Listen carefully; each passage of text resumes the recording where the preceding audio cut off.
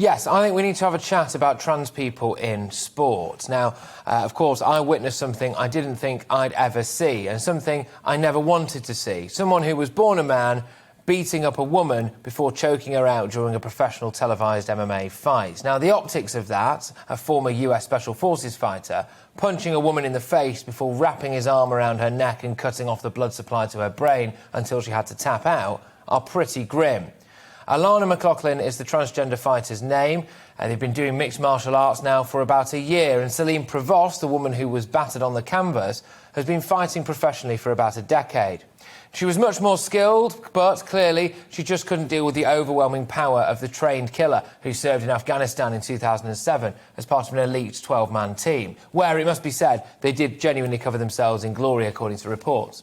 I have no issue whatsoever with people transitioning into a different gender. I genuinely wouldn't mind if my child wanted to transition themselves, as long as they weren't rushing into it and that they were absolutely certain that it was the right thing for them. But I would have an issue with my hypothetical daughter deciding that she wanted to learn self-defence, becoming quite good at it, and then ending up in a boxing ring with someone who was born a man, who then broke every bone in her face.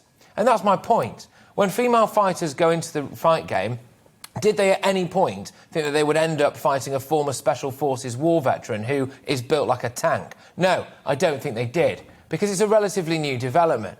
So much is being made of women's football at the moment as well. Huge investment, huge advertising, huge profiling. The game has never been more popular among girls or played at a higher quality.